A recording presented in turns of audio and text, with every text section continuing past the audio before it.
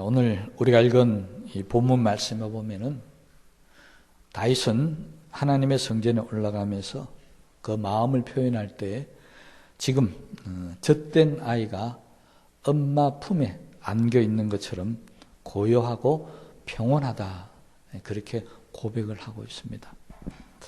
여러분, 오늘 주일 교회 나올 때 여러분 마음은 어땠습니까? 다윗은 성전으로 올라가면서 그 성전에 가면 내가 마치 하나님의 품 안에 안긴 것이 그렇게 고요하고 편안함을 느낀다고 그렇게 고백을 했는데, 우리는 오늘 이 시간에 주님 앞에 와 앉아 있으면서 다윗처럼 고요하고 편안합니까? 아니면 막 불안하고 아직도 염려가 되고 걱정이 되고 있습니까? 만약 다윗처럼 평온하지 못하고 염려가 되고 걱정이 되고 뭔가 불안한 것이 있다고 한다면 그것이 바로 다윗과 우리의 신앙의 차이다 하는 것을 인정하셔야 됩니다. 다윗은 하나님의 성전에 갈 때마다 정말 너무 세상에서는 너무 힘들고 어려웠지만 하나님 품 안에 가는 것처럼, 엄마 품 안에 가는 것처럼 그렇게 편안하다고 그렇게 고백을 하고 있다는 것입니다. 여기서 평온이라고 이렇게 말하고 있는데요, 평온이라고 하는 말은 우리가 잘 쓰지 않는 말이죠. 그런데 성경은 정확하게 구별해서 쓰고 있습니다. 평안과 평온은 다르다는 것입니다. 평안은 어떤 환경적인 것들이 안정이 되었을 때 평안이라고 이렇게 이야기하고요. 평온이라고 하는 것은 환경이 어떻든지 간에 아무 상관없습니다. 비바람이 몰아치고 환난과 고난이 있다 할지라도 내 마음의 상태가 안정이 되어 있는 것이 평온이라고 그렇게 표현하고 있습니다. 그러니까 어떻게 보면 우리가 다윗을 잘 알잖아요. 다윗은 그의 일생 동안에 환경적으로 보면 정말 어렵고 힘든 세월들을 많이 보냈던 사람입니다. 그렇잖아요. 그의 어떤 역사를 쳐다보면은 그가 왕이 되기까지 얼마나 많은 고난과 고통을 겪은지 모릅니다.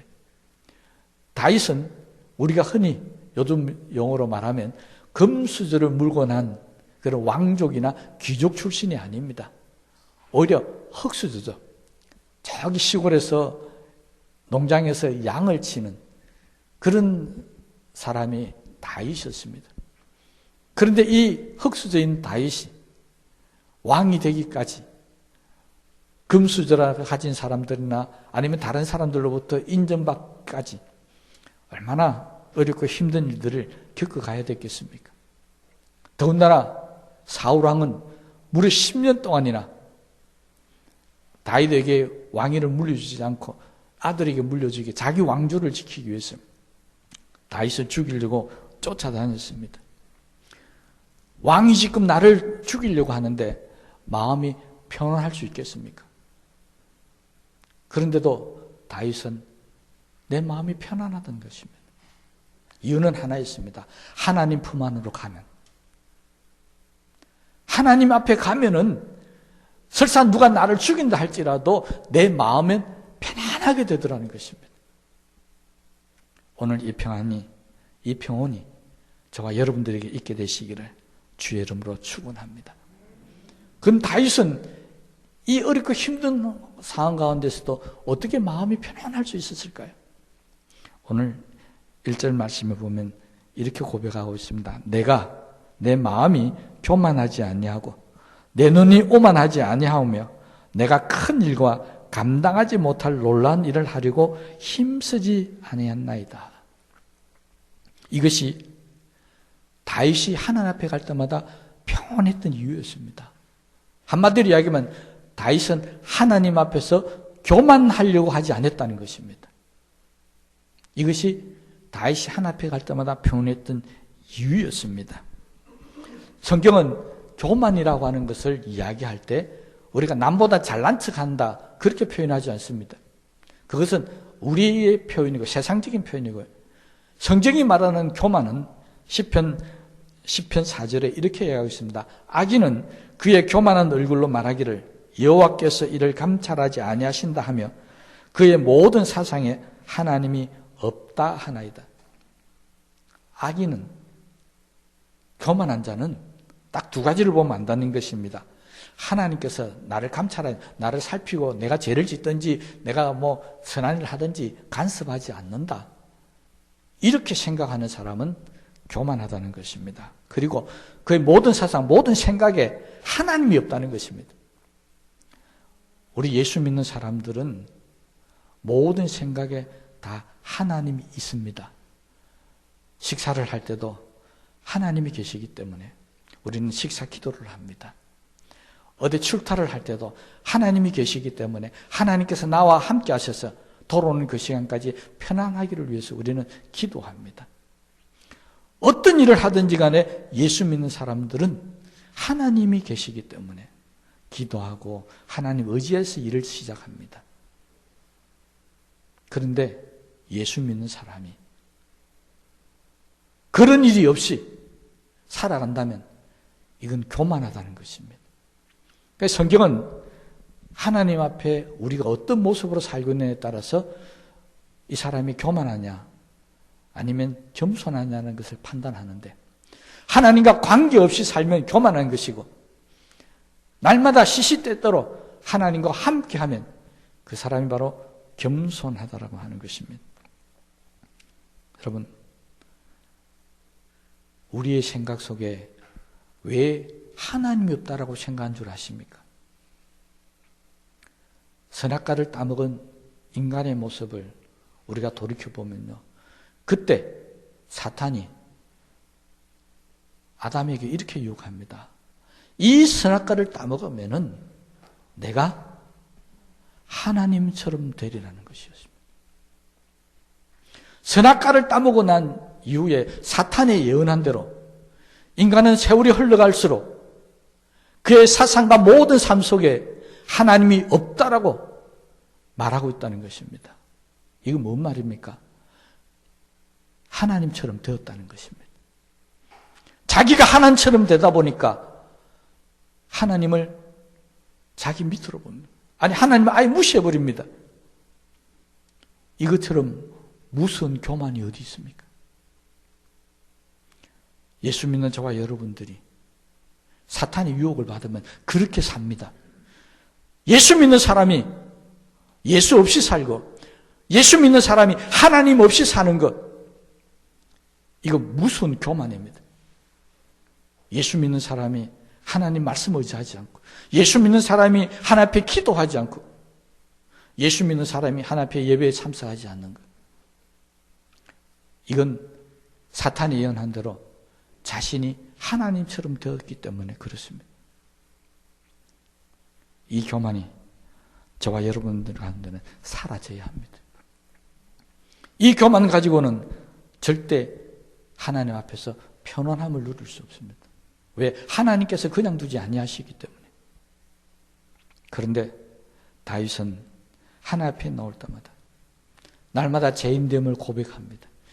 하나님 은혜와 용서를 구했습니다. 이것이 하나님 앞에 겸손히 살아가는 사람의 모습입니다. 저와 여러분들 그렇지 않습니까? 예수님의 십자가 보이지 않으면 우리는 이미 다 죽어야 될 사람들이고 우리는 다 지옥으로 가야 될 사람들입니다. 그래서 우리는 날마다 하나님 앞에 나와서 그 십자가의 은혜를 구하며 사는 사람입니다. 우리는 날마다 하나님의 도움을 구하며 삽니다. 그러니 하나님 앞에서는 어떻게 교만할 수가 있겠습니까? 겸손히 무릎을 꿇어야 되고 겸손히 하나님 앞에 엎드려 하나님을 경배해야 합니다. 그래야 하나님이 나를 축복한다는 걸 알고 있기 때문에, 그래서 우리는 하나님 앞에 나와서 겸손히 엎드려서 때로는 전부 여접어서 손들고 옵니다라고 하나님 앞에 우리의 모든 것을 맡기고 살고 있습니다. 이게 겸손히 사는 사람의 모습이었습니다. 그런데 교만은 그렇지 않습니다. 하나님 앞에 기도도 안 합니다. 경배와 찬양도 안 드립니다. 감사도 하지 않습니다. 자신을 높입니다. 하나님조차도 필요 없다고 하는데 다른 사람과의 관계는 어떻겠습니까? 아예 사람을 무시해버립니다. 이것이 바로 세상을 살아가는 사람들의 모습입니다. 그런데 다윗은 우리의 모습과 비교해보면 참으로 기이한 사람입니다. 영 엉뚱한 사람입니다. 다윗의 고백을 금방 읽었잖아요. 다윗은 자기를 스스로 낮추는 사람이었습니다. 항상 자기는 하나님 앞에 자기를 낮췄습니다. 자기가 제일 밑바닥에 있다고 생각했습니다. 이렇게 자기를 낮추는 사람에게 생기는 특별한 마음이 하나가 있습니다. 그게 뭐냐니까요. 마음속에 열등감이 없어진다는 것입니다. 여러분, 열등감이 왜 생기는 줄 아십니까? 내가 저 사람보다 못하다.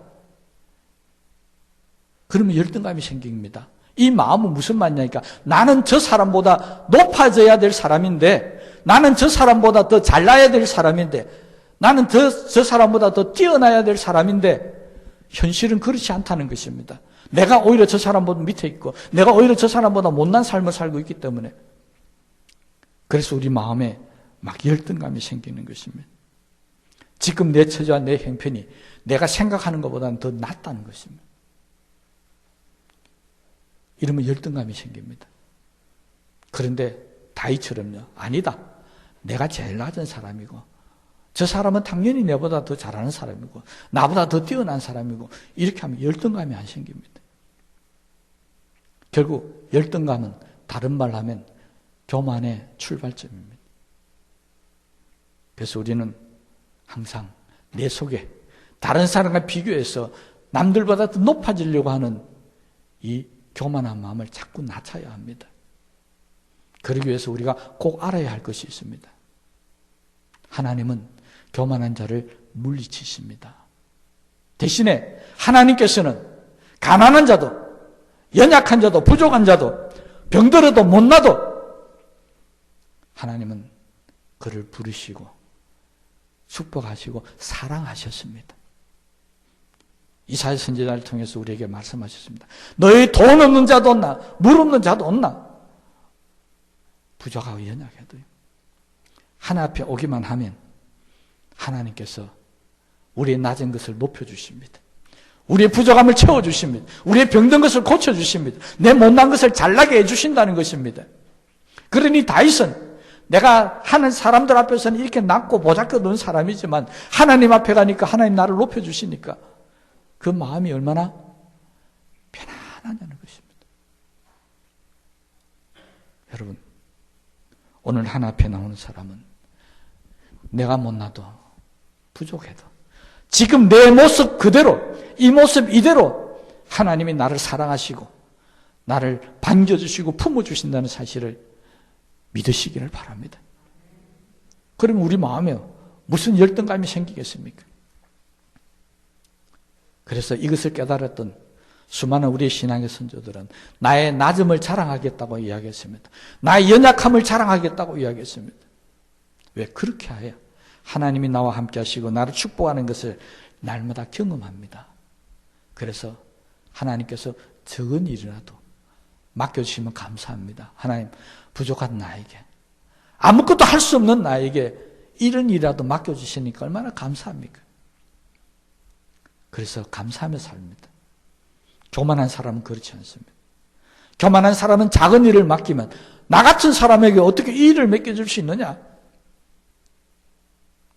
자기가 이 적은 일에 안 맞는 사람이라는 것입니다. 여러분, 다윗이 지금 하나님 성전에 가면서 뭐라고 고백한 줄 아십니까? 하나님, 나는 크고 놀라운 일을 하나님 앞에 버리지 않았습니다. 내가 감당하지 못할 일 하지도 않았습니다. 내가 큰 일, 그거 계획하지도 않았습니다. 그렇게 지금 고백하고 있습니다. 그 말은 무슨 말입니까? 나는 큰 일을 할 수 없는 사람입니다. 나는 내가 감당하지 못할 일을 맡기면 나는 못하는 사람입니다. 지금 그 고백하고 있는 겁니다. 그런데 우리들은 그렇지 않습니다. 교만해진 사람들, 하나님의 은혜를 모르는 사람들은 크고 놀라운 일을 하기를 좋아합니다. 내가 감당할 수 없는 일이라도 내게 주면 마치 감당할 수 있는 것처럼 그렇게 그 일을 맡아 하는 것을 자랑스러워합니다. 이건 세상 사람들의 모습이지 예수 믿고 사는 저와 여러분들의 모습이 아닙니다. 세상 사람들은 큰 일을 하기 좋아합니다. 그래서 크게 성공하는 것을 자랑하고 높아지는 걸 자랑하고 권세를 가진 것을 자랑하기를 원합니다. 그래서 그들은 끊임없이 큰 일을 계획하고 끊임없이 감당하지 못할 일들을 하고자 열심히 노력하고 수고합니다. 이거 우리 다시 한번 생각해 보셔야 됩니다. 하나님은 우리에게 이렇게 말씀하셨습니다. 하나님처럼 되려고 했다가 에덴 동산에 쫓겨날 때 뭐라고 말씀하셨습니까? 땅에서 가시와 엉겅퀴가 나서 너를 찌를 것이고 너는 땀을 흘려 수고하여야만이 땅의 소산물을 먹고 살 수 있을 것이다. 이것이 하나님 없이 살려고 하는 사람들, 이제 에덴을 떠나서 세상 속에 사는 사람들에게 하나님이 하신 말씀입니다. 이 말씀은 지금도 계속해서 이루어지고 있습니다. 우리가 하나님 없이 살려고 하나님을 떠나는 순간부터 땅에서 가시와 엉겅퀴가 나서 우리를 찌를 것이고, 하나님 없이 살려고 하는 그 순간부터 우리는 힘들어서 내가 수고하고 노력해서 밤낮 주야로 쫓아다니면서 애써야 나에게 소산이 생기는 것입니다. 이건 하나님 없이 사는 사람들의 모습입니다. 이렇게 살면 날마다 불안하고 안절부절하게 살 수밖에 없습니다. 이런 삶이 어떻게 편안할 수 있고 평안할 수 있겠습니까? 다윗은 그렇게 고백 안 했습니다. 다윗은 하나님 안에서 하나님을 모시고 사니까 하나님 앞에 오기만 하면은 고요하고 편안하기를 젖된 아이가 그의 어머니 품에 있음과 같게 되었다. 여기서 젖된 아이라는 것은 젖을 막 먹고 배불러서 엄마 품 안에서 잠자는 아이를 표현한 게 아닙니다. 이 젖된 아이는 본문의 의미는 완전히 젖을 끊은 아이입니다. 그런데 이 아이가 엄마 품에 있으면 편안하고 안전하다고 느낀다는 것입니다. 여러분, 젖을 떼지 못한 아이는 정말 목숨 걸고 엄마 젖을 찾습니다.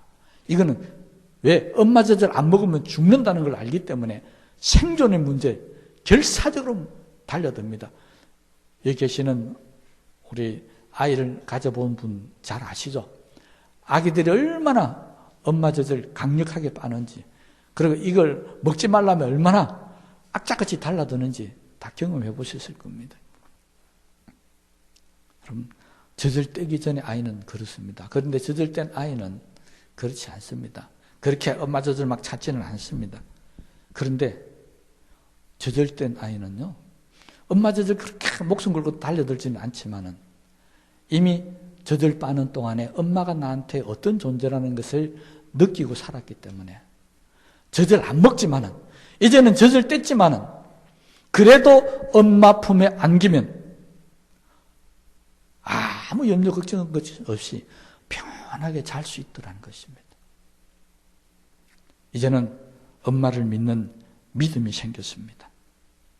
다윗은 바로 이 고백을 합니다. 나는 젖을 뗐다는 것입니다. 나는 이제 우리식으로 하면 구원받고 나는 이제 하나님 없이도 내 마음대로 내 먹을 것 찾아 먹고 다 할 수 있다는 겁니다. 그럼에도 불구하고 다윗은 힘들고 어려울 때면 엄마 품을 찾는 것입니다. 다시 말해 하나님의 성전을 찾습니다.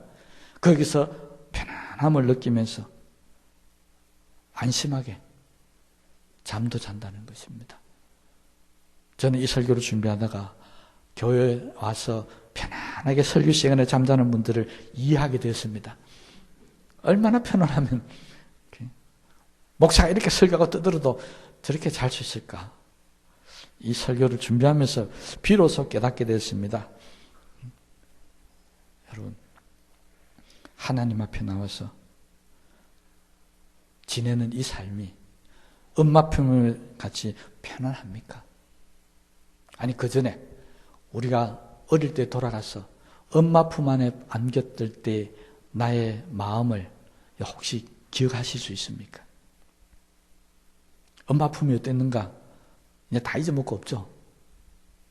그런데요, 그렇지 않습니다.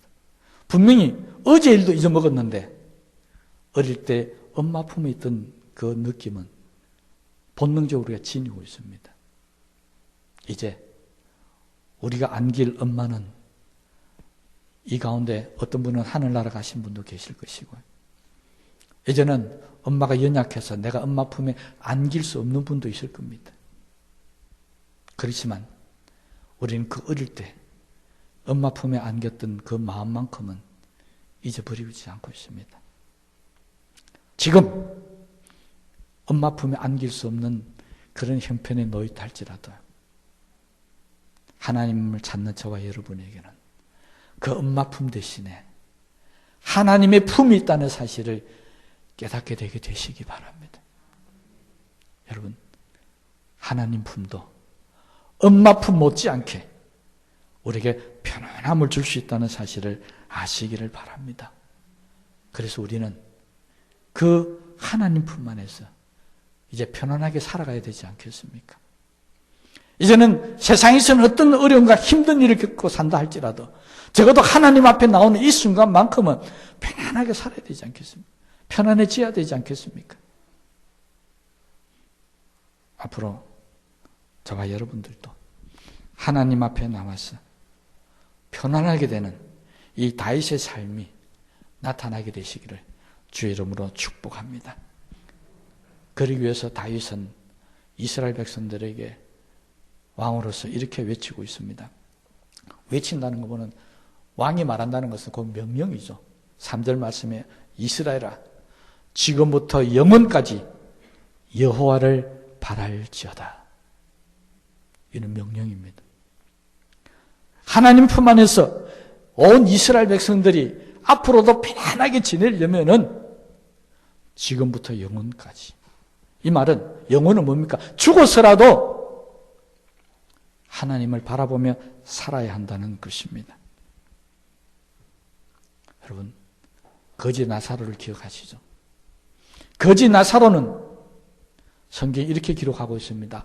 죽어서 아버지 아브라함의 품에 안겨서 다윗이 말한 대로 편안함을 누리고 살고 있다고 했습니다. 반면에 나사로가 의지했던 그 부잣집 대문의 부자는 죽어서 지옥에 갔다고 기록하고 있습니다. 차이는 뭡니까? 거지 나사로는 이 땅에 살면서 가진 것 없고 수많은 고통과 아픔을 겪고 결국 나중엔 질병으로 해서 세상을 떠나게 되지만 그런 가운데서도 그는 하나님을 바라보는 것을 놓치지 않았다는 것입니다. 그런 가운데서도 그는 끝까지 하나님을 붙잡았습니다. 그래서 이 땅에서는 가난하고 병들고 정말 불쌍한 삶을 살았지만 이 땅을 떠나서는 저 영원한 세계에서는 아버지 아브라함의 품에 하나님의 품에서 편안을 누리며 살게 되었다는 것입니다. 부자의 삶과 다릅니다.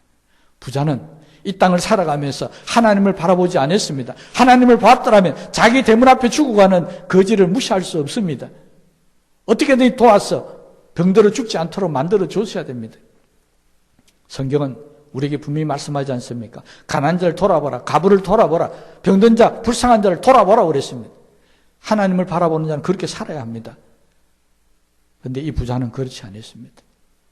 자기 대문 앞에 그냥 죽어갔다는 것은 하나님을 바라보지 않고 이 부자는 평생에 세상에 가진 재물만 바라봤다는 것입니다. 세상 것만 바라보고 살았습니다. 그래서 그는 지옥에 갔었습니다.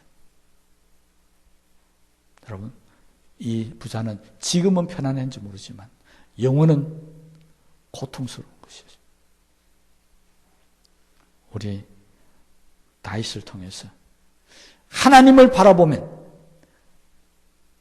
날마다 주 앞에 나와서 편안한 삶을 누릴 수 있다고 배웠으니까 오늘 이 시간 이후부터 이 땅에 사는 동안에 다윗처럼 하나님의 성전을 찾고 하나님 품 안에서 정말 편안함을 누리며 사시다가 거지 나사로처럼 영혼의 세계에서는 우리 아버지 되신 하나님 품 안에서 영원토록 평안하게 살게 되시기를 주의 이름으로 축원합니다. 또한 요즘 코로나 시절 때문에 정말 각박하고 어려운 시절을 우리가 보내고 있습니다. 우리 주변에 거지 나사로처럼 병들고 힘들게 아픔을 당하는 사람들이 분명히 있습니다. 그들에게 우리가 안아주시기 바랍니다. 우리가 하나님이 되어서 그들을 우리의 품 안에 안으면서요.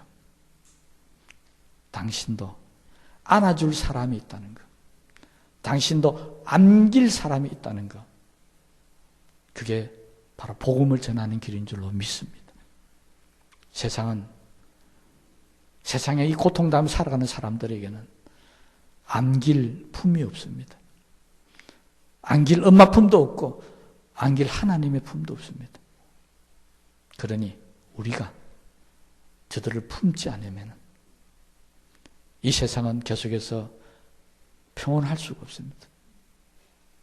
그러므로 이제 우리만 하나님 품 안에서 편안하게 살 것이 아니라 우리가 세상을 품을 수 있는, 세상이 우리의 품을 그리워하며 찾아올 수 있는, 세상이 교회의 품을 그리워할 수 있는 그런 날이 속히 올 수 있도록 저와 여러분들 열심히 기도하셨습니다.